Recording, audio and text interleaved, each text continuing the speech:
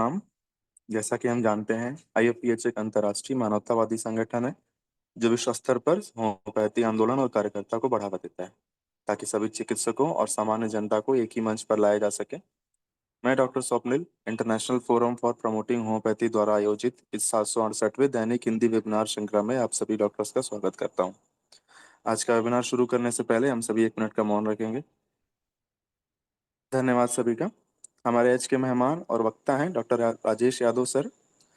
Doctor Rajesh Yadav sir Palghar के doctor M L. Dhawale memorial homeopathic संस्थान में मनोरोग विभाग के एसोसिएट प्रोफेसर एवं पीएचडी शोधार्थी हैं। उन्होंने होम्योपैथिक मनोरोग में एमडी तथा बीएचएमएस एमयूएचएस नासिक से किया है। 8 वर्षों से अधिक का नैदानिक अनुभव रखते हुए वे सामान्य और यौन मनोरोग ओपीडी के पर्यवेक्षक हैं और महाराष्ट्र स्वास्थ्य विज्ञान विश्वविद्यालय के द्वारा मान्यता प्राप्त पीजी गाइड हैं। सर ने विभिन्न राष्ट्रीय एवं अंतर्राष्ट्रीय मंचों पर प्रस्तुतियां दी हैं और 10 शोध लेखों के लेखक व सहलेखक भी हैं। वे विद्यालय एवं किशोर मानसिक स्वास्थ्य कार्यक्रमों में सक्रिय भागीदारी करते हैं। खेल साहसिक यात्राएं एवं मोटरसाइकिल भ्रमण उनके शौक हैं और उन्होंने हिमालय व सह्याद्री जैसे कई पर्वत चोटियों पर सफल ट्रैकिंग भी की। तो मैं सर से अनुरोध करता हूं कि वो अपना व्याख्यान प्रारंभ करें और अपने ज्ञान और अनुभव को हमारा साझा करें। Over to you sir. धन्यवाद सर। स्क्रीन दिख रही है बराबर? हाँ विजिबल विजिबल। तो नमस्कार सभी को। जैसे कि आज का टॉपिक काफी इम्पोर्टेंट है। वॉइस को थोड़ा सा लाउड कीजिए। किसको सर? आवाज हाँ आवाज आपकी आ रही है अभी सर? हाँ अभी ठीक है। हाँ, तो आज का जैसा हमारा टॉपिक है, जैसे कि होम्योपैथी का रोल क्या है मानसिक स्वास्थ्य, मानसिक आजार के रूप में, या फिर उन बीमारियों को किस तरह से हम समझ सकते हैं, किस तरह से हम उसको सुधारा जा सकता है, उसके विषय में थोड़ी सी जानकारी, थोड़ा सा एक्सपीरियंस जो भी मैंने पिछले 8 सालों में गैदर किया है बीइंग अ स्टूडेंट, या फिर एज अ छात्र, या फिर एज अ अध्यापक, एज अ चिकित्सक, इसके बारे में थोड़ी चर्चा करेंगे। तो अ, तो हम टॉपिक में क्या डिस्कस करने की कोशिश करेंगे एक मिनट सर। हाँ, तो हम ये समझने की कोशिश करेंगे कि होम्योपैथ के लिए मस्तिष्क यानी दिमाग को समझना कितना इम्पोर्टेंट है, स्पेशली होम्योपैथिक जगत के अंदर जब हम पेशेंट से मिलते हैं। उससे भी ज़्यादा इम्पोर्टेंट ये समझना है कि मानसिक आजार आज की तारीख में कितना क्षेत्रों में प्रभावित है, कितना विस्तारित है, कितने लोगों के अंदर पाया जाता है, और भिन्न भिन्न प्रकार के चैलेंजेस जो कि हम एज अ चिकित्सक फेस करते हैं जब हम मानसिक आजार पेशेंट को मिलते हैं या देखते हैं, या फिर हम उनको आइडेंटिफाई कर सकते हैं। बहुत बार होता है कि हम उनको समझ ही नहीं पाते हैं। हमारे पास पेशेंट आते हैं, हम किसी न किसी कारण से वो नज़रअंदाज हो जाते हैं, या फिर हमारा एक लेवल तक रहता है जिससे हम पूरी तरह से उनको आइडेंटिफाई नहीं कर पाते हैं। एंड और दूसरा है कि हम किस तरह से होम्योपैथिक यानी होम्योपैथी कंसेप्ट यूटिलाइज कर पाते हैं अपने क्षेत्र में, अपने चिकित्सा क्षेत्र में, जो कि मानसिक आजार को समझना और इसके चिकित्सा की डॉक्टर राजेश उपयोगी है। डॉक्टर राजेश आपका साउंड थोड़ा सा अभी लाउड कीजिए। सबको कह धीमा है आवाज। सर अभी आ रही है बराबर? हाँ अभी कुछ है ठीक पहले से बेहतर है। या तो हम होम्योपैथिक हैनीमैन जी के मास्टर हैनीमैन के कंसेप्ट मतलब मानसिक स्वास्थ्य और आधार को किस तरह से समझा जा सकता है, और केस बेस्ड हम थोड़ा सा अंडरस्टैंडिंग या फिर समझने की कोशिश करेंगे। तो मैं कुछ 3 या 4 केस का विस्थापन करूंगा यहाँ पर। इसमें हम समझेंगे भिन्न भिन्न प्रकार के केसेस किस तरह से हमारे सामने आ सकते हैं, किस तरह से हम उसको देख सकते हैं, और किस तरह से उसको चिकित्सा या फिर समाधान देने की कोशिश कर सकते हैं। तो हम शुरुआत करेंगे पहले केस से, जिसमें हम ये देख सकते हैं कि एक 46 साल की महिला जो कि आती है हमारे पास रिकरेंट, मतलब बार बार उनके सर्टन सांसी की तकलीफें होती रहती है। पिछले 25 सालों से उनको ये दिक्कत महसूस हो रही है, जिसके कारण उनको काफ़ी नेजल ब्लॉकेज एंड उनको काफ़ी एलोपैथिक ट्रीटमेंट लेनी पड़ती है, टैबलेट चीज़ी भी बार बार उसको रिलीज करने के लिए। एंड दूसरा चीज़ इसमें ये समझ में आता है कि जिस तरह से हमको हिस्ट्री में मिलता है कि उन्होंने काफ़ी फिजिशियन के पास अपने चिकित्सा के लिए विजिट किया है। और बहुत सारे इन्वेस्टिगेशन वगैरह किए हैं। अब बाकी हजारों तकलीफों को जो उनको महसूस होता है। एंड उनको ये सब तकलीफें लगभग 25 साल से हो रही है। मोस्टली जब जब जिन्होंने यूपी मतलब वो यूपी के एक जिले से रहने वाले छोटे गांव से रहने वाली महिला थी, जिन्होंने काम के चर्चा में बाकी विवाह के बाद अपने आप को मुंबई में शिफ्ट किया है।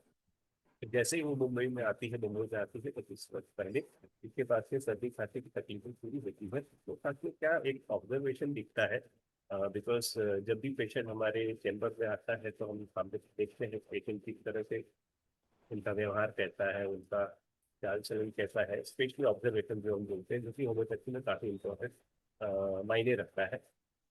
क्योंकि ये ऑब्जर्वेशन देख सकते हैं कि दैट वो चेम्बर के अंदर मतलब डॉक्टर को मिलने के लिए काफी आतुक रहती है कि कब मेरा नंबर आए, और अपने हस्बैंड को भी बोलती है कि देखिए ना अपना नंबर कब आ रहा है, तो दैट हम जल्दी से जा करके डॉक्टर को मिल सकें और उनसे अपनी चर्चा तकलीफ के बारे में चर्चा कर सकें।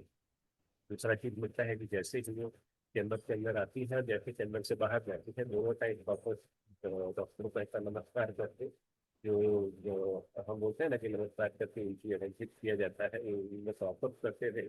और सबसे ज्यादा इम्पोर्टेंट था कि वो जैसा एक हाथ के अंदर ऐसा पूरा बंच ऑफ फाइल, मतलब काफी ज्यादा मोटी सी किताब जैसी उनकी रिपोर्ट्स की फाइल वगैरह थी, सब लेकर के सब आर्थिक बैठे थी कब उनका नंबर आए। एंड काफी रेस्टलेसनेस ऑब्जर्व किया गया था। एंड जब भी जैसे ही वो अंदर आते हैं, जैसे ही जैसे चक्कर अपने तकलीफ के बारे में बोलते हैं, तो वो बार बार बोलते रहते थे कि मेरा एक बीपी चेक करिए, सो दैट आपको पता चलेगा ये नॉर्मल है या नहीं है, और मुझे बताइए नॉर्मल है या नहीं है, सो दैट इसके ऊपर कुछ न कुछ उपचार या कुछ न कुछ सलाह किया जा सकता है। जिस तरह से हमने जब हस्बैंड से थोड़ी सी जानकारी, तो उसमें समझ में आता है कि हस्बैंड को पेशेंट ने काफी बार ऐसा बोला है कि नहीं हमें अपने दूसरे तीसरे के साथ दूसरे डॉक्टर जाना चाहिए। ऐसे कम से कम 7-8 डॉक्टरों को उन्होंने बार बार अपने हस्बैंड को लेकर के गए हैं तकलीफ के हिसाब से, और हस्बैंड को इनको कंपनी करना पड़ता था। तो इसलिए अपने को ये समझ में कुछ दो थोड़े क्वेश्चन हमारे दिमाग में आते हैं, क्या ये सिंपल एलर्जिक राइनाइटिस का केस है या फिर कुछ और है, या फिर हम उनकी ये जो अति चंचलता है, रेस्टलेसनेस है, इसको किस तरह से हम समझ सकते हैं, क्या है ये तकलीफ। तो क्या ये हमको जानना जरूरी है या फिर इसको एक्सप्लोर करना काफी जरूरी है, बिकॉज कहीं ना कहीं ये एक थोड़ा सा नॉर्मल स्वभाव के अंदर फिट नहीं बैठता है। तो अगर हम इसको समझने की कोशिश करें, जो कि हमने थोड़ा सा और जानने की कोशिश की पेशेंट से और उनके हस्बैंड से, तो उसमें समझ में आता है कि कोविड टाइम पे जब उनको कोविड का इन्फेक्शन हुआ था 2020 के आसपास, तो जब वो हॉस्पिटल के अंदर एडमिट थे, तो उनके बेड के बाजू में दो जगह तो दो लोगों की डेथ उन्होंने देखी। तो जैसे ही उन्होंने वो जो लोगों का डेथ देखा था, उसके बाद भी जो उसके अंदर एक प्रकार की घबराहट, चिंता, डर बैठ गया था कि काफी सहल गए थे। और उन्होंने भी देखा था किस तरह से उनके रिश्तेदार को सबको देख करके, अपने बच्चे रिलेटिव को देख करके घबराए भी होते, किस तरह से वो वगैरह हो गए थे।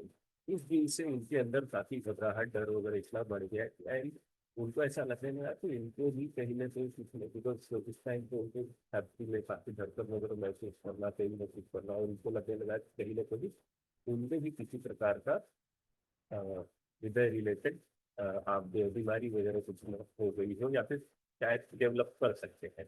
तो इसके बाद तो ये नोटिस किया गया है कि जब भी उनको ऐसा लग रहा है, जब भी उनको दिल की धड़कन तेज वगैरह होना, तो काफी बार फिजिशियन के पास, बहुत से अलग अलग फिजिशियन के पास जाकर के चेकअप कराने लगे, जाकर के मिलने लगे, चर्चा करने लगे। बट हर बार किसी न किसी प्रकार से जो भी उनका इन्वेस्टिगेशन किया गया, जो भी तपास किए गए, खून जांच या किसी की बाकी सब टेस्ट कार्डियक रिलेटेड, सब नॉर्मल आता है। और ये भी कि जब हम उनकी हिस्ट्री लेने लगे, तो ये समझना कि ये काफी हार्ड वर्किंग है, जो टीचर से बिलोंग करते हैं, प्राइमरी स्कूल में शिक्षक है वो। एंड बट जब से तकलीफें शुरू हुई है, कहीं ना कहीं तो उनका जो फिजिकल परफॉर्मेंस है शिक्षा के साथ में, कहीं ना कहीं डिक्रीज हुआ है, कम हुआ है। और हस्बैंड के हिसाब से उनकी एकदम उनकी जितनी सी तेज होती है, तो उनका कहीं ना कहीं उनकी नींद पे इसका प्रभाव पड़ता है। दूसरा एक थोड़ा सा स्ट्रेस वो ज़्यादा लेते हैं, जैसे कि उनको लगता है कि इनके छोटे वाले लड़के के अभ्यास में काफ़ी ज़्यादा ध्यान नहीं देता है, तो उसके कारण जो हम बोलते हैं बार बार बच्चे की तरफ ध्यान देना, तो गुस्सा, घबराहट, ये कैसे आगे जाकर के कुछ कर सकता है। बिकॉज जब हम लोग उनकी हिस्ट्री की थी तो उनको समझ में आया था कि पूरी कोशिश से उठ करके, कि हार्ड परिश्रम से उठ करके उन्होंने अपने आप को डेवलप किया था, तो इनको लगता है कि मेरा भी बच्चा उसी तरह से करना चाहिए। बट अभी फिलहाल में उसी तरह से ध्यान नहीं दे पा रहा है फिर एकेडमिक में, तो उनको लगता है कि कहीं ना कहीं आगे जाकर के इस सब कुछ दिक्कत का फेस वगैरह करना पड़ सकता है। इससे अपने को ये समझ में आता है कि शायद से सिर्फ छोटा सा राइनेटिक नहीं है, क्योंकि ऑलरेडी 25 साल से सफर हो रहे हैं, जिससे हाइपरट्रॉफिक टर्मिनेट भी पूछते हैं एग्जामिनेशन में हमको। बट अगर हम ये पूरे व्यवहार को उनको समझने की कोशिश करें, जिस तरह से बार बार पोजिशन पे बदलना, जिस तरह से उनको बार बार लगता है कि अच्छा राजेश, यस हाँ, सर। आपका साउंड बार बार स्लो हो जा रहा है, थोड़ा ओके सा वॉइस को अपना स्पीड थोड़ा सा बढ़ाइए। ओके सर, अभी आ रहा है सर? अभी ठीक है। या सर तो या तो सर लैपटॉप जो है तो उसको थोड़ा नजदीक कर लीजिए सर। सर, लैपटॉप एकदम पास में यार, एक एक फीट की हाँ। भी। मैं ठीक है, कोशिश करूँ थोड़ा कंटिन्यू और। कंटिन्यू कीजिए। या सो जिस तरह से हम देखते हैं उनका जो व्यवहार है, बार बार अलग अलग फिजिशियन के पास जाना, फिजिशियन को इंसिस्ट करना कि मेरा कुछ ना कुछ तपास कीजिए, मुझे कुछ ना कुछ शायद से बीमारी हो सकती है, स्पेशली दिल से रिलेटेड, जो कि बार बार इन्वेस्टिगेशन किया जा रहा है फिर भी नॉर्मल आ जाता है। बट उसके बावजूद भी उनको सांत्वना नहीं मिलना और बार बार फिजिशियन को बदलना, तो इस प्रकार का अगर हम इसको ये बिहेवियर और ये विचार जो इनको है, घबराहट जो है, एक अगर हम फिट करें तो आईसीडी का की लेवल में मानसिक आघात के अंतर्गत हम उसका क्लासिफिकेशन लेते हैं, तो इलनेस एंजाइटी डिसऑर्डर करके एक बीमारी होती है, जिसमें पेशेंट को अपने तकलीफ को लेकर के, या फिर उनको लगता है तो कोई ना कोई तकलीफ डेवलप हुई है, या कोई ना कोई तकलीफ डेवलप हो जाएगी, जिससे कारण उनके काफी रुचिपन, काफी नींद वगैरह पे इफेक्ट आना, काफी उनके परफॉर्मेंस के ऊपर इफेक्ट आना, ये सब चीजें दिखती हैं। तो और अब हम केस को समझने के बाद, पूरी उनकी उनको उनका जो नेचर है उसको समझने के बाद, उनके बाकी शारीरिक कॉन्स्टिट्यूशन को समझने के बाद, सिलिशिया एक दवाई अपने को कॉन्स्टिट्यूशनल अंडरस्टैंडिंग आती है, जो कि उनको हम देते हैं। इसके बाद हमको ये समझ में आता है कि इनको काफी ज्यादा जो बिहेवियरल ऑब्जर्वेशन है, जो बार बार रेस्टलेस होना, बार बार हस्बैंड को बोलना कि चिकित्सा के लिए, दवाई के लिए, इन्वेस्टिगेशन के लिए, या फिजिशियन को इंसिस्ट करना, वो सब चीजों में काफी सिग्निफिकेंट रिडक्शन दिखता है, अलॉन्ग विथ जो उनका जो एलर्जी कंप्लेंट है, वो भी काफी हद तक सेटल हो जाता है। तो इससे अपने को एक चीज समझ में आती है कि होम्योपैथी ना ही पेशेंट को शारीरिक रूप से बल्कि मानसिक रूप से भी काफी हिस्सों में स्टिमुलेट कर सकता है, करता है, जिससे कि हमको काफी चेंजेस मिलते हैं, जो कि काफी इम्पोर्टेंट है। तो अगर हम स्वाभाविक रूप से देखें, अगर हमने काफी अपने प्रैक्टिस में भी देखे होंगे, ऐसे बहुत से पेशेंट आते हैं, बहुत से ऑब्जर्वेशन होते हैं जो अननोटिस हो जाते हैं, जो उसका हम ध्यान भी नहीं देते हैं, या फिर हम समझते हैं कि एक प्रकार का स्वाभाविक बिहेवियर है उनका, व्यवहार है उनका, तो हम नोटिस नहीं करते उसको। बट अगर हम ध्यान से देखें तो हमको बहुत सारे पैटर्न दिखते हैं, और वो पैटर्न को अगर हम अलाइन करने की कोशिश करें, तो कहीं ना कहीं हमको समझ में आता है कुछ ना कुछ मानसिक स्वास्थ्य के रिलेटेड तकलीफें हैं, और ऐसे बहुत से केसेस अननोटिस बहुत से विभाग से निकल जाते हैं। तो वो हमको थोड़ा सा ध्यान देना जरूरी है।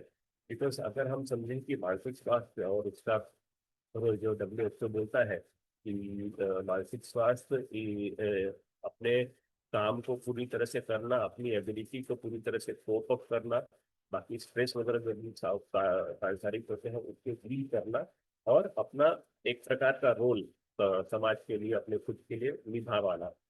और ये भी काफी ज्यादा समझा जा चुका है कि मानसिक स्वास्थ्य जो नॉन कम्युनिकेबल डिसीज होती है, जैसे कि स्ट्रोक हो गया, डायबिटीज हो गया, हार्ट रिलेटेड हो गया, इसका डायरेक्ट लिंक रहता है, या तो वो एक दूसरे को प्रभावित करते हैं किसी न किसी तरह से। और सबसे इम्पोर्टेंट चीज कि जो उनके ट्रीटमेंट रहते हैं, जैसे कम्युनिकेबल डिसीज होते हैं, HIV, एड्स, TB, मलेरिया, ये सब में भी अगर हम मानसिक स्वास्थ्य की तरफ ध्यान न दें, बिकॉज अगर हमने बहुत बार देखा है कि जो पेशेंट टीबी से या फिर एड्स से तकलीफों से जूझते हैं, तो डिप्रेशन या फिर कैंसर जैसी बीमारियां हो गई, तो डिप्रेशन वगैरह काफी ज्यादा स्वाभाविक लक्षण रहते हैं, जो कि हमारे ट्रीटमेंट, जो कि हमारे स्वास्थ्य मोडालिटीज के ऊपर काफी इम्पैक्ट कर रहता है, जिससे कि उनका जो प्रोग्नोसिस रहता है, जो आउटकम रहता है, वो बहुत बार इफेक्ट होता है।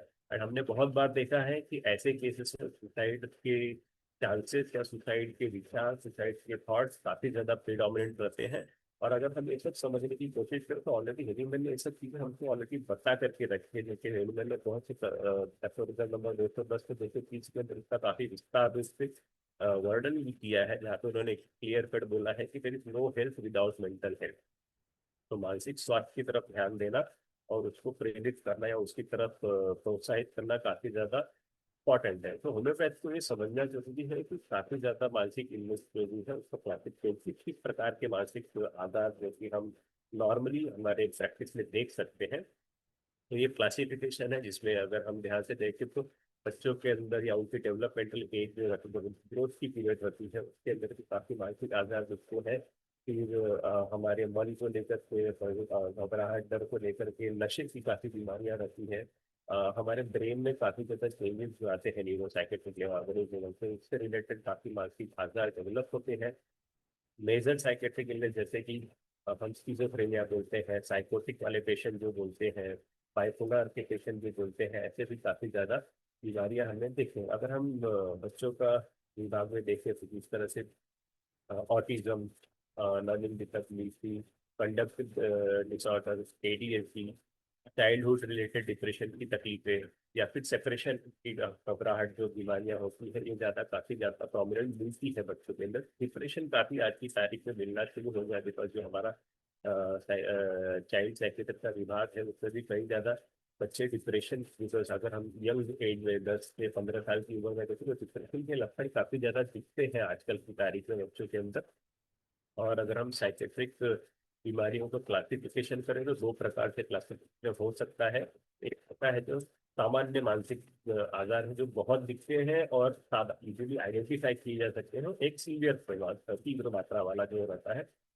तो कॉमन में अगर हम ध्यान से देखें तो डिप्रेशन हो गया, एंजाइटी की तकलीफें है, नशे वाली बीमारियां हो गई, या फिर गैम्बलिंग एडिक्शंस जो भी तकलीफें रहती है वो कॉमन रहते हैं। और अगर हम सीवियर इलनेस में देखें तो साइकोटिक बीमारियां, स्किज़ोफ्रेनिया हो गया, बाइपोलर टाइप 1 या टाइप 2 टाइप ऑफ बाइपोलर जो रहते हैं, ये भी ऑब्जर्व किए जाते हैं। तो और अगर हम क्लासिफिकेशन न्यूरो साइकेट्रिक या फिर ऑर्गेनिक जो ब्रेन से रिलेटेड डायरेक्ट तकलीफें रहते हैं, अगर उसमें देखें तो ये 4 प्रकार की तकलीफें कॉमन है डिलीजन, जिसके अंदर काफी ज्यादा कंफ्यूजन डेवलप होना, ये हमेशा एक्यूट फॉर्म में रहता है, इमीडिएट डेवलप होता है किसी न किसी कारण से। ब्रेन चेंजेस के कारण हो सकता है डिमेंशिया, जो कि एक डीजेनरेटिव प्रोसेस रहता है, काफी ओल्ड एज में आइडेंटिफाई किया जाता है। उसमें स्मरण की क्षमता कम होना, बाकी सब सारे कॉग्निटिव फंक्शन थोड़े से डिलेड होने शुरू हो जाते हैं। माइल्ड और न्यूरो कॉग्निटिव डिसऑर्डर, उसमें भी स्मरण क्षमता कम कम होती है। उसके साथ में भी बहुत से जैसे जजमेंट की कैपेसिटी के ऊपर इफेक्ट आना, जैसे या फिर हमारा बाकी जो अदर कॉग्निटिव फैक्टर्स है, कॉम्प्रिहेंशन, कॉन्सेंट्रेशन, इसके अंदर काफी चेंजेस आ रहे शुरू होते हैं। पार्किंसनिज्म ऐसे कहीं ना कहीं लक्षण ऐड होते रहते हैं। एनालिटिक डिसऑर्डर जो कि ग्रेजुअली स्मरण क्षमता के ऊपर इफेक्ट कम होता है।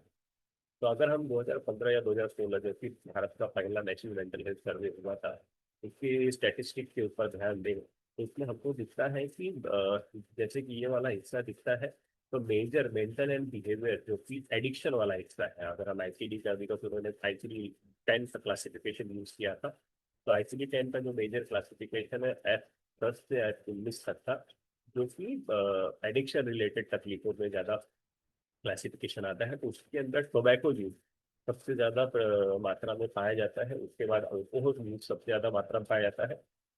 तो उसके अलावा बाकी सारे कुछ एक मानसिक आजार जो या तो पूरी तरह से डेवलप नहीं हुए हैं या तो डेवलप क्षेत्र में है, वो सेकंड नंबर पे ऑलमोस्ट आते हैं, जो एनी मेंटल डिसऑर्डर के अंदर आते हैं। एंड अगर उसके फर्दर क्लासिफिकेशन में जाए तो न्यूरोटिक साइकेट्रिक डिसऑर्डर हो जाते हैं, स्ट्रेस रिलेटेड तनाव के कारण जो डेवलप होते हैं, मूड प्रॉब्लम के कारण डेवलप डिप्रेसिव डिसऑर्डर, एंजाइटी के रिलेटेड डिसऑर्डर, ये सब डिसऑर्डर काफी प्रोमिनेंट है, बट मेजॉरिटी ऑफ देम बहुत सारे ये सब बीमारियां अननोटिस होती हैं या फिर उसको नजरअंदाज किया जाता है पेशेंट के थ्रू, या फिर जो कि हेल्थ हेल्थ स्पेशलिस्ट रहते हैं कहीं ना कहीं उनके अंदर ये अवेयरनेस की क्षमता कम रहती है जिससे वो आइडेंटिफाई नहीं हो पाता है। तो उसी सर्वे के अंदर हम देखें तो अपने को ये समझ में आता है कि जो अर्बन क्षेत्र है मेट्रो रिलेटेड, उसके अंदर मानसिक आजार के लक्षण काफी ज्यादा है। बट रूरल और नॉन अर्बन जो क्षेत्र है उसमें बहुत ज्यादा डिफरेंस नहीं है, वो भी आजू बाजू ही है। तो ऑलमोस्ट 10 to 15% ऑफ केसेस इसमें प्रिविलेंस रेट काफी ज्यादा रहता है। एंड सबसे इम्पोर्टेंट चीज क्या है कि जो मॉर्बिडिटी बोलते हैं, जो हम लोग बोलते हैं ना कि कोई बीमारी को डेवलप होने की क्षमता प्रोपेंसिटी, वो ऑलमोस्ट जितने परसेंट कॉमन मानसिक आजार है तो डेवलप होने की क्षमता के भी परसेंटेज ऑलमोस्ट सेम ही है जितने की ऑलरेडी कॉमन मानसिक आजार ऑलरेडी देखे गए हैं। और सीवियर प्रकार के जो मानसिक आजार है उनकी अभी फिलहाल में तो काफी कम है, बट ग्रेजुअली उनके अंदर काफी स्टेडी इंप्रूवमेंट या फिर इंक्रीज देखा जा रहा है, जो कि अलार्मिंग साइन है। बट उससे भी ज्यादा अलार्मिंग साइन ये है कि इतनी पॉपुलेशन है, उनके लिए मानसिक स्वास्थ्य के क्षेत्र में काम करने के लिए इस तरह के साइकेट्रिस्ट, क्लिनिकल साइकोलॉजिस्ट या सोशल वर्कर चाहिए, वो काफी प्रमाण में कम है। अगर हम ध्यान से देखें तो केरला एक ऐसा स्टेट है जिसमें लगभग 1.5 साइकेट्रिस्ट अवेलेबल है एक लगभग 1 लाख की पॉपुलेशन के लिए, जो कि काफी कम है एज कम्पेयर टू अदर जो बोलते हैं कि विश्व में बाकी जब जहाँ पे हम मानसिक स्वास्थ्य के बारे में सोचते हैं। और उससे भी ज्यादा अगर हम देखें तो जो ह्यूमन रिसोर्स पूरा जिस तरह से सब मानसिक आजाद तकलीफों के लिए अवेयरनेस तैयार करना, जागरूकता तैयार करना, उसके अंदर किस तरह से हम उसको संभाल सकते हैं, ये सब चीजों के लिए हमको सोशल वर्कर की जरूरत पड़ती है, क्लिनिकल असेसमेंट के लिए क्लिनिकल साइकोलॉजिस्ट की जरूरत पड़ती है, और ट्रीटमेंट के लिए साइकेट्रिस्ट की जरूरत पड़ती है। ये सब अगर हम देखें तो कहीं ना कहीं काफी मात्रा में अभी भी वो लैकिंग है, काफी मात्रा में कम है अभी भी। इसमें तमिलनाडु एक ऐसा स्टेट है जो कि थोड़ा अभी आगे के लेवल पर है, बट काफी ज्यादा गैप फिलअप करना आपको अभी बहुत जरूरी है। तो उसी जैसा हमने अभी देखा एडिक्शन का मात्रा बहुत ज्यादा है, तो हम हमारे यहाँ पे भी जैसे कि एडिक्शन के काफी केसेस देखे जाते हैं। तो एक केस ये अल्कोहल का है, जैसे कि ये 40 साल के एक मेल पेशेंट है जो कि अनमैरिड है, अकेला चाइल्ड है, अकेला पुरुष बच्चा है घर के अंदर का, और एक छोटी लड़की है, मतलब छोटी बहन है उनकी। इन्होंने कॉमर्स के क्षेत्र में अभ्यास भी किया है, बट पिछले दो ऑलमोस्ट 12-13 सालों से, लगभग 2012 से किसी भी काम में सक्रिय नहीं है, कोई भी काम वगैरह जॉब वगैरह नहीं कर रहे हैं। फादर एक तो 65 साल के उम्र दराज है, और जो कि फार्मास्यूटिकल कंपनी में काम करते हैं, जिनके अंदर भी क्रोनिक अल्कोहल मतलब काफी ज्यादा व्यसन की मात्रा देखी गई है। बट दोनों के अपोजिट एक तरह से ये होने के बावजूद भी फादर मतलब पिताजी उनके काम में सक्रिय है, और पेशेंट के अंदर एडिक्शन होने के बावजूद और साथ में 2012 से वो इसमें दिखता है कि काम वगैरह में जाना नहीं रहता है। माता जी 60 साल की है, हाउस वाइफ है, और बट एक चीज ऑब्जर्व किया गया है कि ये पेशेंट जब भी हमारे पास आते हैं, जब भी लाए जाते हैं, या हमेशा मदर अकम्पनी करते हैं, मदर के साथ में ही आते हैं, या तो फिर उनको वो साथ में लेकर के आते हैं, जो कि काफी इंपॉर्टेंट है। हम आगे इसको समझेंगे किस तरह से इम्पोर्टेंट है।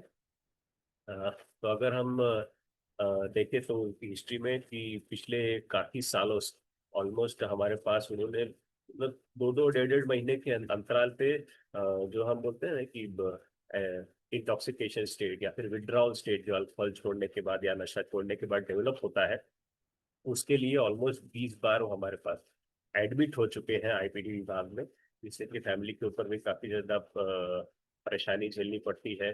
सिस्टर जो काफी फ्रस्ट्रेटेड हो गए, बिकॉज जो जो रोल एक प्रकार का लड़के को करना चाहिए तो उन्हें कहीं वो पूरा शिफ्ट होकर के वो पूरा घर को हैंडल करती है, पिताजी के साथ में काम करना, जॉब करके घर की फाइनेंशियल स्टेट को थोड़ा स्टेबल करना।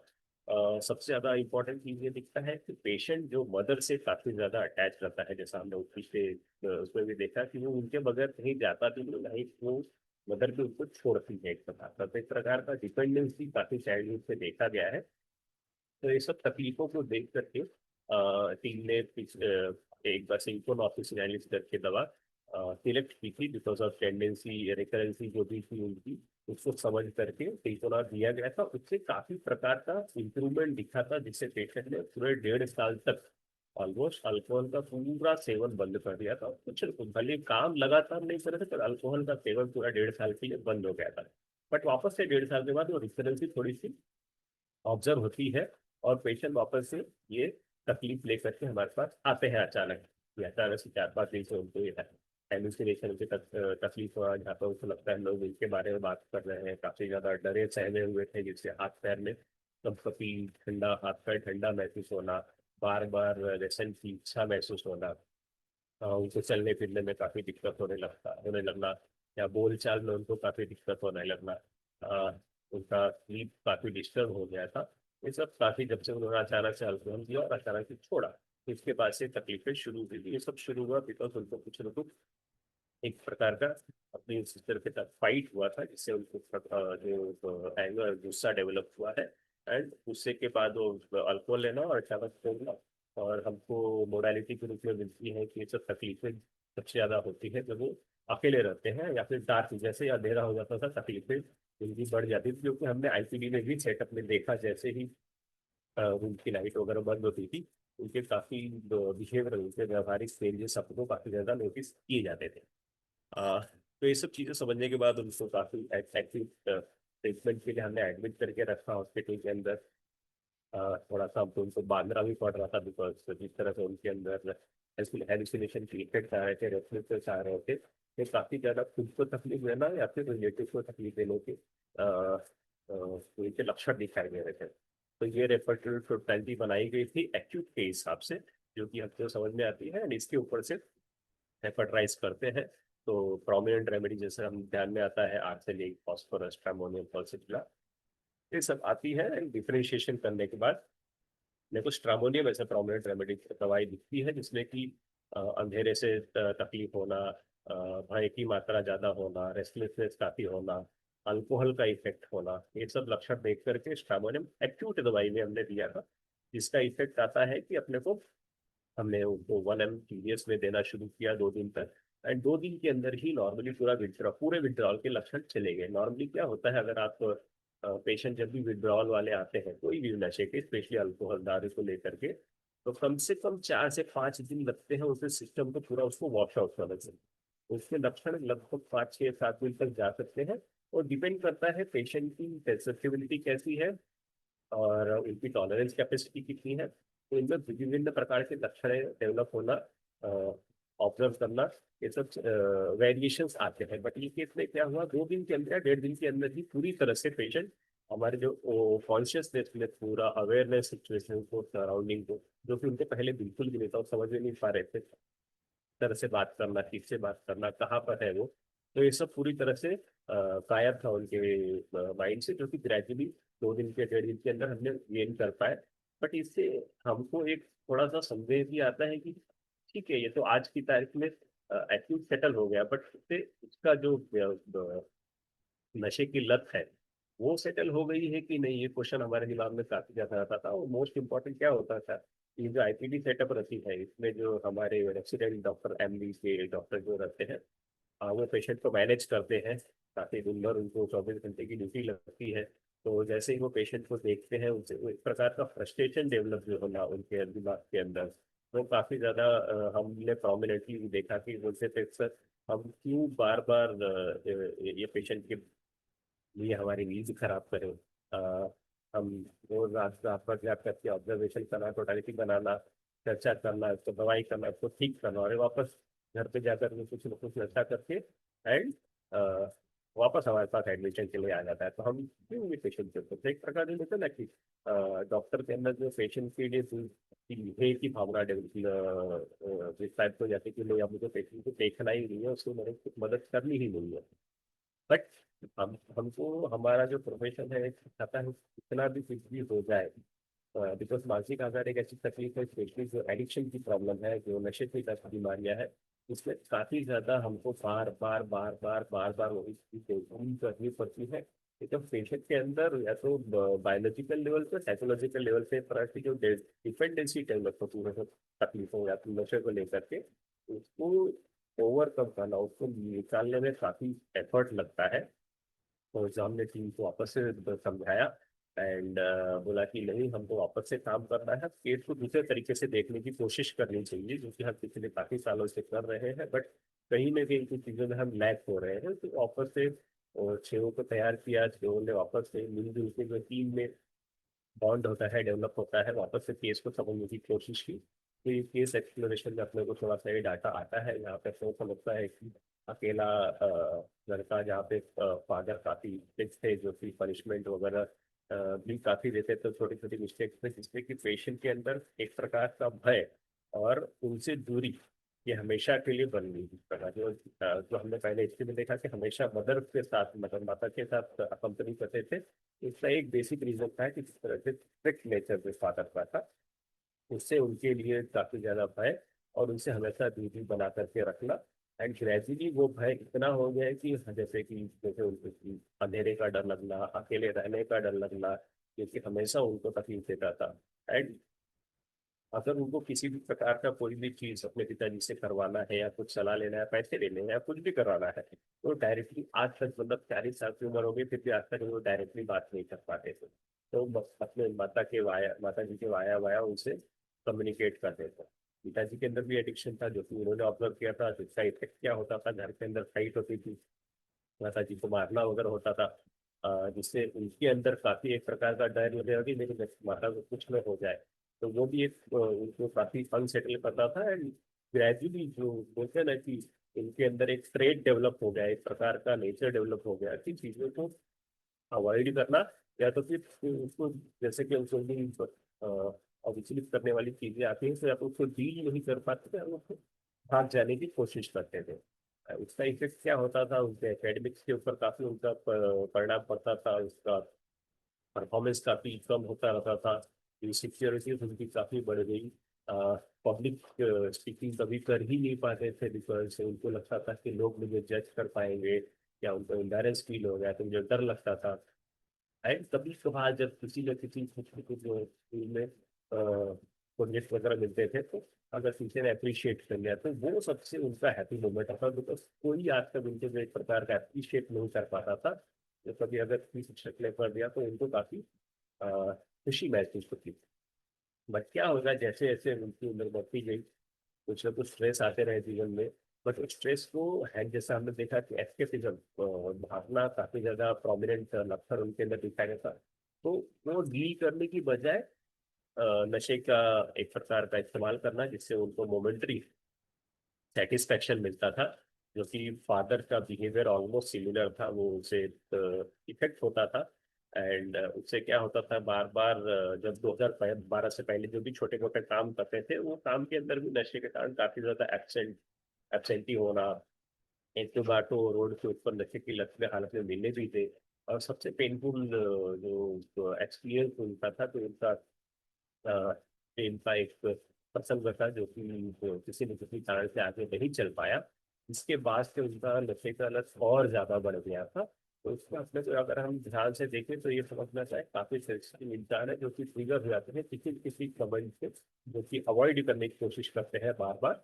As a result physical level पे अपने को समझ में आता है कि एकदम ऑलमोस्ट 5 फीट 6 इंच के है, जिसमें इनका वजन लगभग 43 किलो। तो काफी ज्यादा वजन कम था, but slender type of person थे। एंड अगर ध्यान दें, तो पसीना उनके जो हमेशा घबराहट के साथ में होता था, काफी ज्यादा। और इनको मीठे का इच्छा, या फिर ठंडी चीजें खाने पीने की इच्छा, एंड ड्रीम्स काफी ज्यादा रहते थे, तो उनको लगता था कि किसी का कुछ हो जाए, कैसे उनका विवाह वगैरह के बारे में हर्बली पेशेंट की भी ऑब्जर्व किया था। तो ये एक टोटलिटी बनती है उनकी, उनके अंदर डर काफी मात्रा में देखे गए हैं, अंधेरे को लेकर के, ऊंचाई को लेकर के, भूतों को लेकर के, सांप को लेकर के, पानी, काफी ज्यादा फीवर के प्रोमिनेंट लक्षण दिखते हैं। एंड जिस तरह से हमने देखा कि जो उनका प्रेम संबंध था, उसके बाद से ही जो उनको तकलीफें ज्यादा डेवलप हुई थी, वो सब एलिमेंट्स को हमने लेकर के अगर इसमें रेपर्टर शीट में देखते हैं, तो आर्सेनिक, फास्फोरस, सेपिया, कैल्केरिया, ये सब प्रोमिनेंट रेमेडीज आती है सामने, बट अगर हम उनको डिफरेंशिएशन के फील्ड में डालें तो हमको दिखता है कि कहीं ना कहीं जो पेशेंट का कोर, जो बोलते हैं ना कि एक ट्रेट जो होता है, एक इनर क्वालिटी, सेंसिटिव रिडिक्यूल, घबराहट, डर, या फिर डिपेंडेंस। जब 40 साल का आदमी खुद से दवाई के लिए कभी नहीं आता, खुद से किसी चीजों के लिए जाता, वो बात को कंपनी करता है, बात को कंपनी करना पड़ता है। सेंटिमेंटालिटी जो थी हमको अपने इस चीज की तरह से कभी बाहर निकल ही नहीं पाए। तो फास्फोरस और कैल्शियम काफी ज्यादा चीजों के कंपोनेंट को कवर करते हैं, जो जहाँ के आंतरिक जिसके अंदर मौत को लेकर वो काफी ज्यादा डर लगता है। बट फास्फोरस है तो यहाँ पे अंधेरे का, धूपों का, हाई ऊंचे जगहों का, ये सब क्लियर प्रोमिनेंट लक्षण दिखते हैं। फिजिकल कॉन्स्टिट्यूशन पे अगर हम देखें तो फास्फोरस के कुछ न कुछ मैच होते हैं। पर्स्पिरेशन या फिर जो इनकी इनएबिलिटी खुद को अप्लाई नहीं कर पाना, उसकी जो क्षमता को डेवलप न कर पाना, और एस्केपिज्म जो बोलते हैं ना कि छोड़ देना, भाग जाना, ये सब चीजें हेल्थीरिया के रूप में काफी ज्यादा दिखते हैं। तो पोअर नेचर जो कि डिपेंडेंसी या फिर एस्केपिज्म, ये सब कैल्केरिया और फास्फोरस की तरफ दोनों ज्यादा दिखाते हैं। तो जैसा कि हमने देखा था, सिंचना ने काफी ज्यादा हद तक उस पेशेंट को हेल्प किया था, 1.5 साल तक ऑलमोस्ट लड़के से पूरा दूर थे। बट वो पोर टेंडेंसी को कहीं ना कहीं उसको ब्रेक नहीं कर पा रही थी, जैसे एस्केपिज्म और डिपेंडेंसी की। तो जब हमने मटेरिया मेडिकल को रेफर करने की कोशिश की तो उसमें दिखता है सिंकोना और कैलकेरियर फॉस का दोनों का कॉम्प्लीमेंट्री एक प्रकार का नेचर दिखाया गया है। तो अगर हम कैलकेरियर फॉस को एज अ दवाई समझते हैं, समझने की कोशिश करते हैं, तो उसका जो ट्रेड्स दिखते हैं, उसके जो एक्सप्रेशन दिखते हैं, उसके जो फिजिकल एक्टिविटीज दिखते हैं, काफी हद तक हमारे पेशेंट से मैच हुए थे। एंड फिर उसके हिसाब से फिर उनको कैलकेरिया का हमने डिस्क्राइब किया, जो कि हम हफ्ते में उसको रिपीट करते थे। तो इसका इफेक्ट क्या होता है, जो पेशेंट आज तक पिछले 10 ऑलमोस्ट 8-10 साल से कभी अकेले नहीं आ पाया था, हमको हर दूसरे तीसरे फॉलोअप के अंदर वो पेशेंट अकेले आना शुरू हो गया। तो ये पहला ऑब्जर्वेशन लगता दिखने लगा। ग्रेजुअली इनके नशे की मात्रा कम हो गई। ऑलमोस्ट आज की तारीख में अगर मैं बोलूँ तो 5 साल हो गए हैं पेशेंट ने नशे को हाथ नहीं लगाया है। तो जॉब करना शुरू किया, 2 बार जॉब चेंज हुए हैं बिकॉज ऑफ कुछ न कुछ अलग कारणों कारण, बट जॉब कंटिन्यू है सर। एंड आज की तारीख में बहुत से फैमिली को फाइनेंशियल हेल्प भी कर रहे हैं। एंड मोस्ट इम्पॉर्टेंट क्या होता है कि वो पेशेंट आकर के आज की तारीख में वो डॉक्टर के बारे में बार बार पूछना और उनके बारे में उनको थैंक्स बोलना, ये सब काफी ज्यादा प्रोमिनेंट दिखता है। इससे हमको क्या समझ में आता है कि होम्योपैथी या फिर ऐसे केसेस के अंदर ये सब काफी ज्यादा इम्पोर्टेंट है कि हम कितना एम्पथेटिक अप्रोच लेकर के ये पेशेंट को समझने की कोशिश करते हैं, जो कि नशे के कारण काफी ज्यादा चेंजेस उनके मानसिक और साइकोलॉजिकल लेवल पे आते हैं। बट ये अकेला कभी न कभी ऐसे केसेस में अकेला डील करना थोड़ा डिफिकल्ट हो सकता है, बिकॉज जो फ्रस्ट्रेशन डेवलप हो सकता है। इससे टीम जो कि अगर होती है, जो कि डेडिकेटेड रहती है पेशेंट को डील करने के लिए, नशे वाले पेशेंट को डील करने के लिए, तो टीम वर्क काफी इसेंशियल रहता है।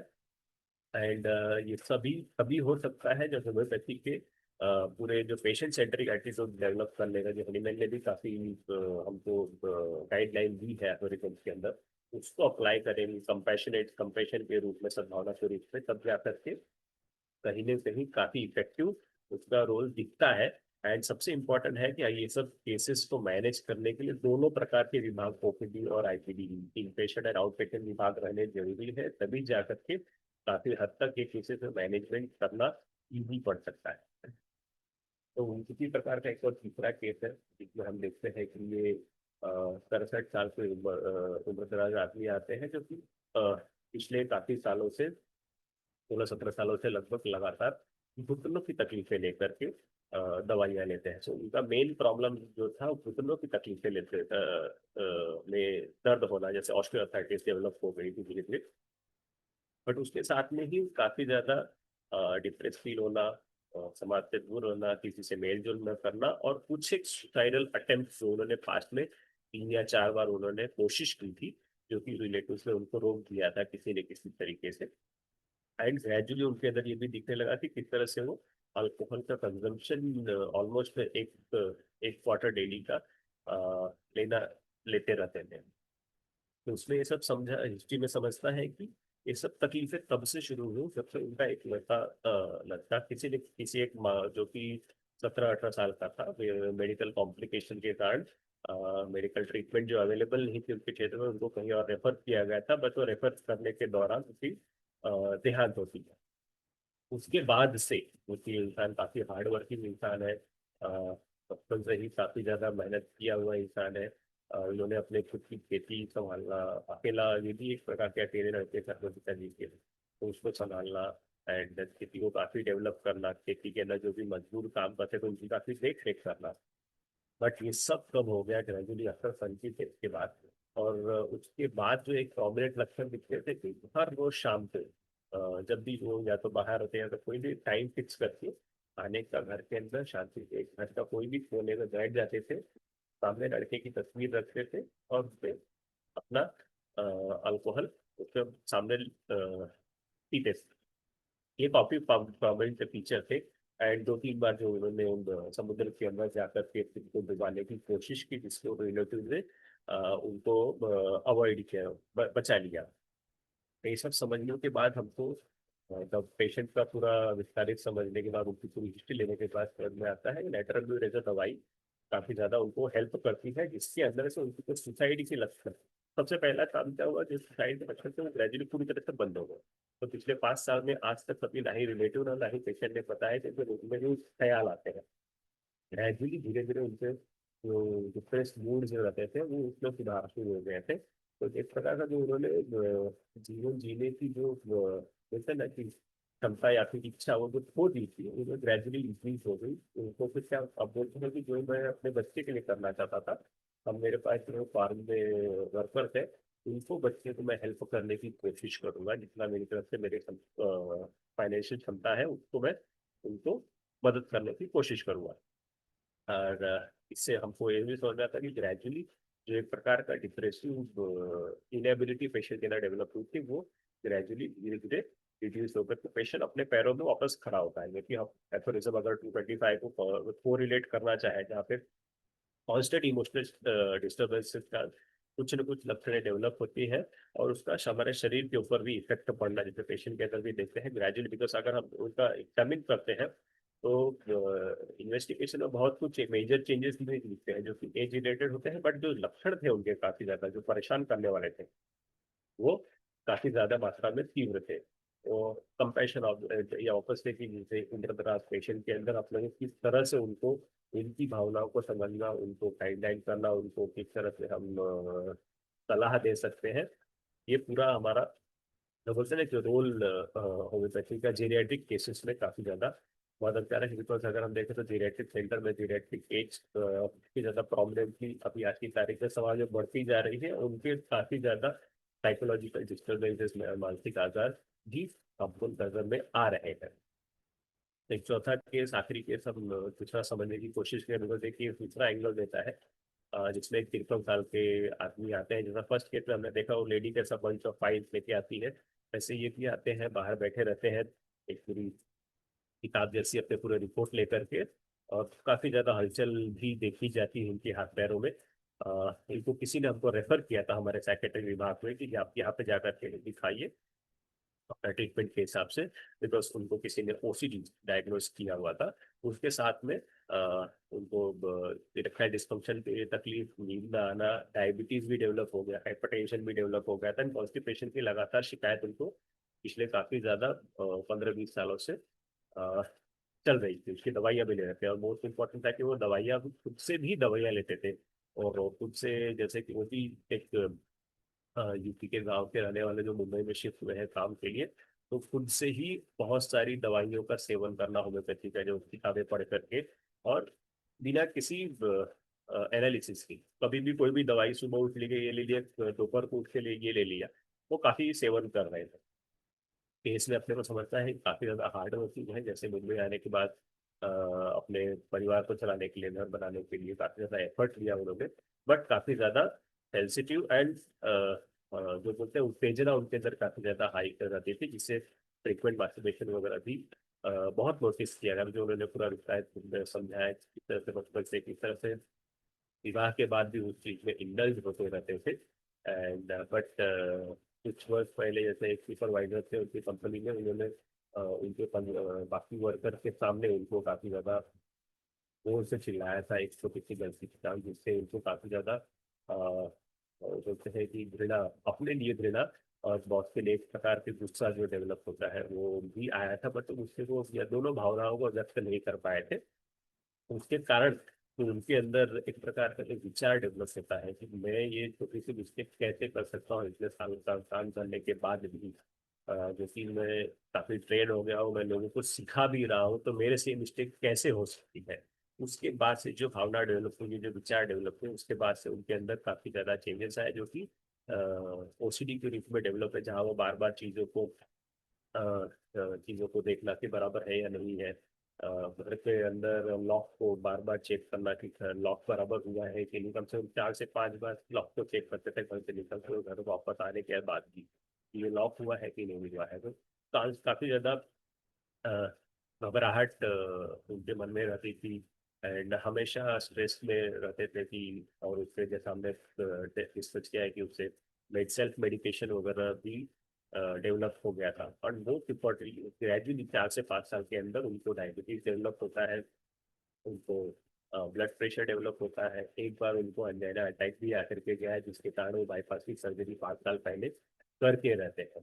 तो मोस्ट इम्पोर्टेंट क्या होता है कि केस में हम लोग को समझ आता है कि किस प्रकार से उनके विचारों में बदलाव आते हैं। तो इंसान आज इतना हार्ड वर्किंग है, नेचर काम किया है, घर को संभाला है, परिस्थितियों को संभाला है, पूरा काम जो किस तरह से कंट्रोल किया है, बट आज की तारीख में उनके जो विचार है वो उनका साथ नहीं दे पा रहे हो, कुछ ना कुछ निगेटिव विचार में चले गए। तो अगर हम ये प्रोमिनेंटली थॉट्स को टोटलिटी वगैरह में भी देखें, तो ये प्रोमिनेंट रेमेडीज आती है।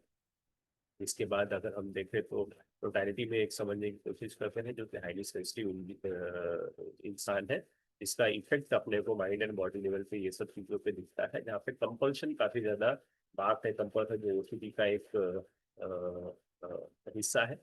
एंड ये जो बीमारियां है ये सब प्रोमिनेंटली दिखती है। तो उसमें अगर हम डिफरेंशिएशन में जाए, जिस तरह से वो इंसान ने खुद को बढ़ाया है, खुद को इतना डेवलप किया है, बट ये सब होने के बावजूद जैसे उनके जीवन में एक और घटना घटी, उनके पिताजी के इनको बोला था कि नहीं आज की तारीख में तो आप अलग रहने की कोशिश करो। तो उसके बाद से जो एक प्रकार का मन के अंदर क्रोध वगैरह डेवलप होता है उनके, फिर भी वो अपनी जिम्मेदारियों को छोड़ते नहीं है, दूर रहकर उनकी भी जिम्मेदारियों को निभाने की कोशिश करते हैं। जो कि अपने को ये दोनों प्रोमिनेंट जो दवाइयाँ लेट्राजोल और सेटिसाइक्लिन दोनों को डिफरेंशिएट करती है।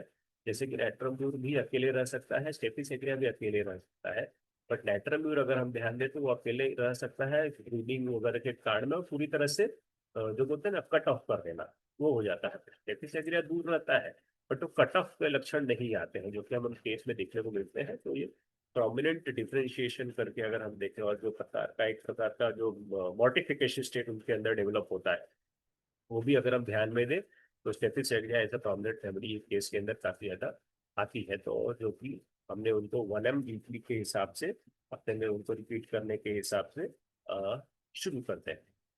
तो उसके बाद क्या होता है, ग्रेजुअली उनकी जो बार बार चीजों को चेक करने की क्षमता थी वो कम हो रही थी। बिकॉज अगर हम ये देखें, ओसीडी तो एक प्रकार का न्यूरोटिक कंडीशन में आता है, बट कुछ ना कुछ साइकोटिक लक्षण भी उसके अंदर दिखने शुरू होते हैं। तो हम ये समझ सकते हैं कि किस तरह से हो सकती इस चीजों को रोकने या फिर उसको कंट्रोल करने में मददगार साबित होती है। उससे भी ज्यादा इंपॉर्टेंट क्या हो समझ में आता है कि जो बॉडी लेवल पे उनका जो HbA1c जो कि 7.6 था, वो ग्रेजुअली 5.2 5.4 लगातार रिपोर्ट में आ रहा है पिछले 1.5 साल, जो कि बाकी नॉर्मल रेंज में भी काफी शिफ्ट हो गया है। ब्लड प्रेशर भी कम हो गया है। इवन जो उनकी हैबिट थी सेल्फ मेडिकेशन की, वो भी काफी हद तक कम हो गया। अभी आई थिंक सो पिछले 1.5 साल में उन्होंने 1 या 2 बार कभी गलती से सर्दी खांसी के लिए कुछ ना कुछ आर्सेनिक या कुछ अपने से लिया है, बाकी उसके अलावा कोई भी सेल्फ मेडिकेशन के एपिसोड भी नहीं है। तो अपने को समझता है कि किस तरह से होम्योपैथी मददगार साबित होती है साइकोसोमेटिक केसेस में। आपको ये केस में हम लोग को दिखता है किस तरह से diabetes, blood pressure, cardiac related complication जो डेवलप होते हैं। और सबसे ज्यादा इंपॉर्टेंट होता है किस तरह से हम विचारों को और भावनाओं को समझते हैं पेशेंट को, और उनका इस्तेमाल कर सकते हैं डिफरेंशिएशन के रूप में, दवाइयों के डिफ्रेंशिएशन में, इंसान को समझने के लिए, और उसको किस तरह से हम यूज कर सकते हैं पेशेंट को इंसाइट डेवलप करने के लिए, जो कि काफी हद तक कम हो जाती है ये सब तकलीफों के कारण, और जिसका इफेक्ट हमारे ट्रीटमेंट बढ़ाने के पे काफी पड़ता है। आ, तो इस ये सब केसेस समझने से अपने को, और नॉर्मल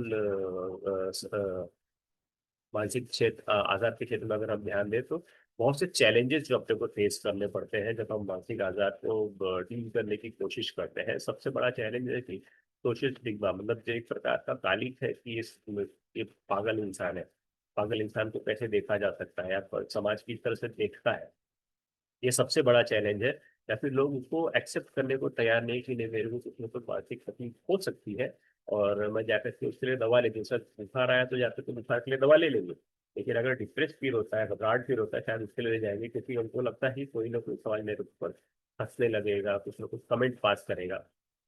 दूसरा है कि किस तरह से हमारा हेल्थ सिस्टम मानसिक स्वास्थ्य या मानसिक आजाद को कम प्रायोरिटी देता है, उसका इफेक्ट, जिससे कि अपने को उसके पीएससी में, बाकी जगहों पे कम प्रमाण में उसके अवेलेबिलिटी या फिर अवेयरनेस, उसका इफेक्ट उनके मैनेजमेंट पे काफी पड़ता है।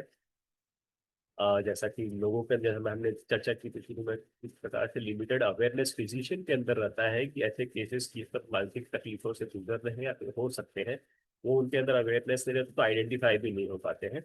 एंड हमने ऑलरेडी चर्चा की है स्टैटिस्टिक्स के हिसाब से कि किस कम मात्रा में मानसिक स्वास्थ्य प्रोफेशनल्स जो कि है, and limited by one sided look, मानसिक या फिर कोई भी तकलीफ सिर्फ शारीरिक रूप से हो सकती है, मानसिक रूप से हो ही नहीं सकती है। एक प्रकार का चैलेंज फेस करना पड़ता है, बिकॉज ये रियलिटी है क्लिनिकल प्रैक्टिस में। रोल होम्योपैथी का क्या रोल है? जैसे कि होम्योपैथी काफी ज्यादा मैंने बताया है कि होलिस्टिक अप्रोच, अपने मानसिक शारीरिक और आध्यात्मिक ये सब चीजों का सम्मेलन करके पेशेंट को समझा जाता है या फिर समझाया जा सकता है।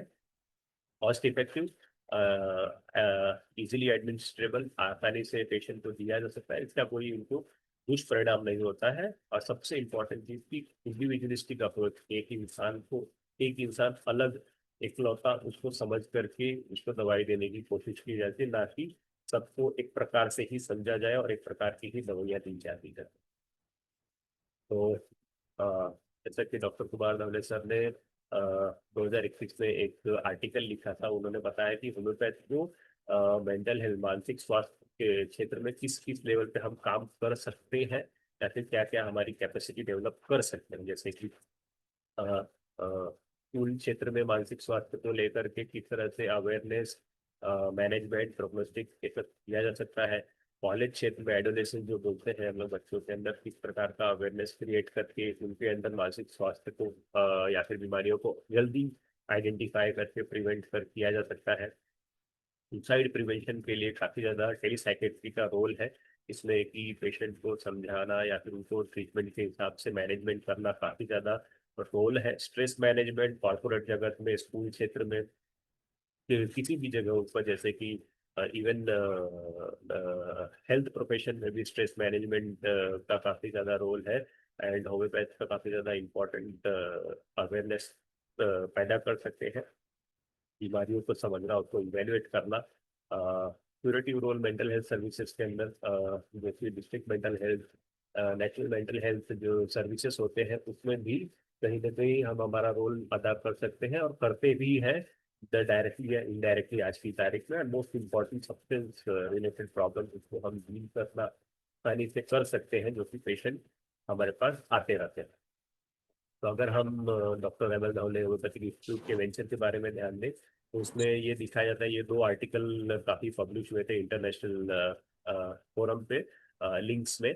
तो उसमें जैसे कि 2014 से 2018 का स्टैटिस्टिक में दिखाया गया, तो उसमें ऑलमोस्ट 1200 से 1100 तक पेशेंट जो नए पेशेंट ट्रीटमेंट के लिए आते हैं, उनके अंदर नशे की मात्रा वाले patient obviously 76% alcohol related patient रहते हैं ऑलमोस्ट।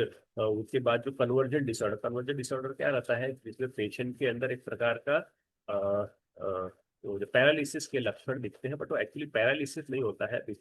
कुछ न कुछ मानसिक संतुलन में अगर दिक्कत होती है तो इमोशंस काफी ज्यादा हाई हो जाते हैं, भावुक हो जाते हैं, जिसका इफेक्ट उनके शरीर पे पड़ता है। शरीर कुछ टाइम के लिए एकदम शिथिल हो जाता है, बेहोशी के लक्षण आना, अकड़ी जैसे लक्षण आना, ये सब चीजें काफी प्रोमिनेंट दिखती है। तो ये केसेस भी काफी ज्यादा प्रोमिनेंट देखे गए हैं। सुसाइड के केसेस काफी ज्यादा देखे गए हैं और मैनेज किए गए हैं सक्सेसफुली। तो ये दोनों केसेस, दोनों आर्टिकल अवेलेबल है फोरम पे। इनको अगर जिनको रेफर करना चाहते हैं तो कर सकते हैं। उनमें काफी डिटेल चर्चा की गई है, किस तरह से ये केसेस को देखा गया है, मैनेज किया गया है, फिर किस तरह से पूरा हमारे सेटअप में पूरा ये सब चीज़ों को डील करने की कोशिश की है।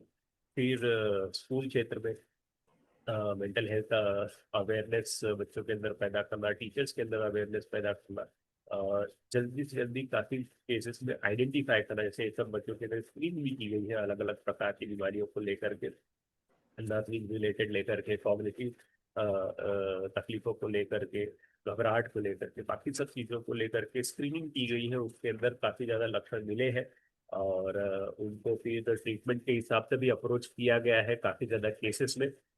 और ग्रेजुअली काफ़ी डिसर्टेशन या फिर काफ़ी रिसर्च एक्टिविटीज भी ऑलरेडी हमने इस क्षेत्र में कर दिए हैं, जिसका इफेक्ट बच्चों के अंदर सिग्निफिकेंट, जो टीचर्स भी आकर के अपने को बताते हैं कि ये पहले ये बच्चा या ये ग्रुप इस प्रकार के रहते थे और आज की तारीख में ये चेंजेस उनके अंदर ऑब्जर्व किए गए हैं। फिर ये जो एडोलेसेंट एज ग्रुप रहती है, कॉलेज के ग्रुप क्षेत्र में बच्चे रहते हैं, उनके अंदर भी काफी ज्यादा मानसिक आजार की तकलीफ, साइकोलॉजिकल डिफिकल्टी, बिकॉज आज की तारीख में अगर हम देखें तो फिर सोशल मीडिया एडिक्शन ये सब काफी ज्यादा बढ़े हुए हैं, जिसका इम्पैक्ट उनके खुद की पर्सनैलिटी डेवलपमेंट के ऊपर काफी मेजर रोल प्ले करता है। घबराहट या फिर डिप्रेशन के काफी लक्षण ग्रेजुअली इंक्रीज होते हुए दिखते हैं, जैसे इस स्टडी में भी हमने करने की कोशिश की है और काफी हद तक सुधार भी मिला है रिसेंटली। जैसे कि हमने रोल ऑफ आर्ट थेरेपी, उसको आर्ट थेरेपी को हम यूज करके किस तरह से डिप्रेशन या ये सब केसेस को मैनेज किया जा सकते हैं होम्योपैथी के साथ में। तो फिर हमने दोनों कंपेरेटिव स्टडी भी की है उसके अंदर। फिर ये हमने समाज में अवेयरनेस या फिर जागरूकता पैदा करने के लिए नशे को लेकर के या फिर बाकी अलग अलग एडिक्शन को लेकर के ऐसे काफी ज्यादा हमने जो बोलते हैं कि स्ट्रीट प्ले करते हैं या फिर चर्चा करते हैं समाज में जाकर के, कम्युनिटी में जाकर के, गाँव। Doctor Rajesh, yes sir. मेरे पास में अब केवल 3 मिनट बचा है। जी sir, yes sir, almost done. Yes yeah. Sir, ये क्षेत्र पे हमने काफी सुधार काम किए हैं उनके साथ में। सो सबसे इम्पोर्टेंट क्या है कि ये सब फील करने के लिए अपने को फ्यूचर में ध्यान रखना जरूरी है। तो फ्यूचर के जो अंडर ग्रेजुएट है उनको ट्रेनिंग देना काफी ज्यादा जरूरी है, ट्रेनिंग साइकोलॉजी की और साइकेट्री की, जिससे कि कॉमन चीजों को समझा जा सके, आइडेंटिफाई किया जा सके। और हमारा जो करंट करिकुलम है सीबीडीसी का, वो इस क्षेत्र में काफी ज्यादा तत्पर है एंड उसको काफी ज्यादा इंगेज किया हुआ है।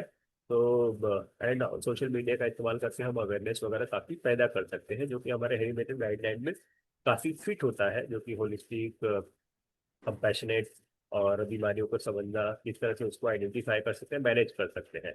इस तरह से हेनीमैन ने ये जो क्लासिफिकेशन में दिया है मानसिक तकलीफों, जो कि हमने केसेस में देखा भी, 4 केसेस में almost similar, psychosomatic, emotional disturbances, ये सब केसेस का रिफ्लेक्शन अपने को दिखता है। तो इससे अपने को क्या समझता कंक्लूड कर सकते हैं कि डेफिनेटली हम शरीर और मन दोनों अलग नहीं समझ सकते, दोनों एक पार्ट है, एक हिस्सा है इंसान का। तो होलिस्टिक अप्रोच जो हम बोलते हैं वो काफ़ी ज़्यादा ज़रूरी है। इंडिविजुअलाइजेशन, जो कि दोनों को समझना और दोनों के समझ करके किस तरह से दोनों एक दूसरे को इफेक्ट पैदा करते हैं, जो प्रभावित करते हैं, वो करना जरूरी है, वो समझना और उसको इंकॉर्पोरेट करना हमारे ट्रीटमेंट मोडालिटी में। और सबसे इंपॉर्टेंट चीज़ है कि होम्योपैथ या फिर जो बड़ी होम्योपैथ है डेवलप हो रहे हैं अंडर ग्रेजुएट स्टूडेंट, तो उनको मानसिक स्वास्थ्य और आजार के बारे में जानकारी और अवेयरनेस पैदा करना काफ़ी ज़रूरी है, जिससे कि हम जाकर के इस क्षेत्र में कुछ एक स्किल डॉक्टर जो कि सफिशिएंट एटीट्यूड डेवलप कर सके ऐसे केसेस को डील करना, हैंडल करने के लिए। एंड जिसका इफेक्ट हम ना ही सिर्फ इंडिविजुअल पेशेंट को लेकर के बल्कि समाज में भी काफ़ी ज़्यादा विस्तार रूप से उसको डिलीवर कर सके। एंड सबसे इम्पोर्टेंट चीज़ है हमारे टीचर्स का रोल है, जिसके अंदर ये टीचर्स पेशेंट बच्चों को समझा सके यह जानकारी और उनके अंदर ये स्किल और एटीट्यूड डेवलप कर सके कि हम आगे तो सर बोलो। थैंक यू सर, आपने बहुत डिटेल्स में ये बताया है।